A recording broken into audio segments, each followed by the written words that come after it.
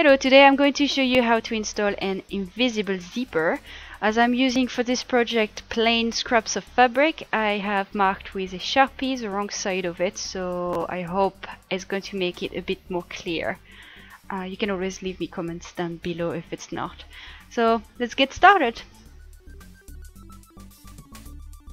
You're going to take your zipper, open it, and then on the back where the teeth are, you can roll them open. So you're going to take your iron on the lowest setting as possible and iron them gently open, so it will help you later on. So now you're going to take your fabric and press the seam allowance towards the wrong side of the fabric. Usually it's about 5/8 of an inch seam allowance or 1 centimeter, and this crease is going to serve as a guide for your zipper.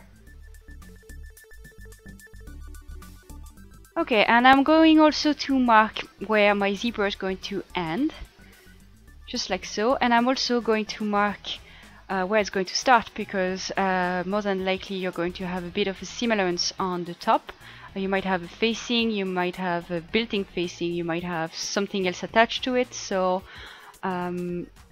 just so I won't make a mistake and having to unstitch everything to restitch it after.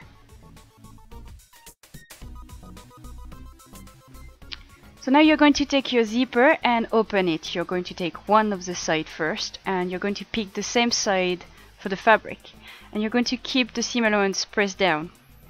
And you're going to start by matching the top of the zipper with the marking on the top of your fabric.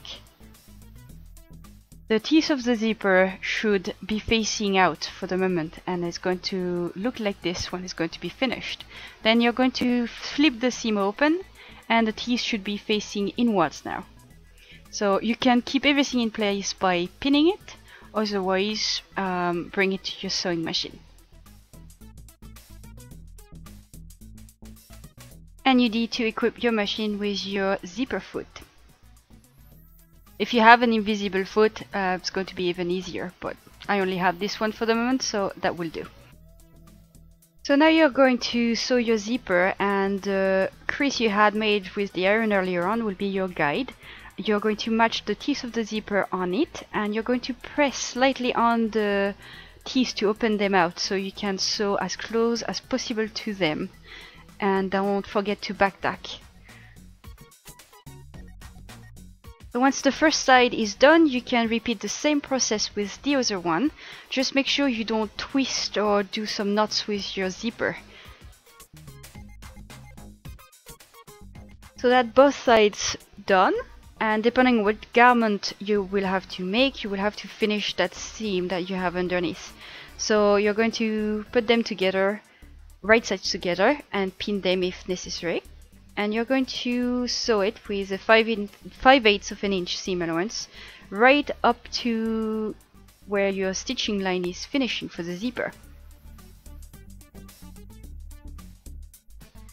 And that's what it looks like when it's done in the inside and on the outside. And as you can see, the zipper is slightly visible, and that's because it's been done with a regular zipper foot, so you can really have it truly invisible only with an invisible zipper foot. And now you can cut the excess zipper if you have any, and I would advise you to run a few stitches across the teeth at the base of it, so if the feeder goes underneath the fabric you won't lose it and you won't have to change the whole zipper again. I hope you find this tutorial helpful, and if you have any questions, just leave me a comment down below, or you can also reach me on my Facebook or Twitter. I put the link down below. So thank you very much, and see you next time.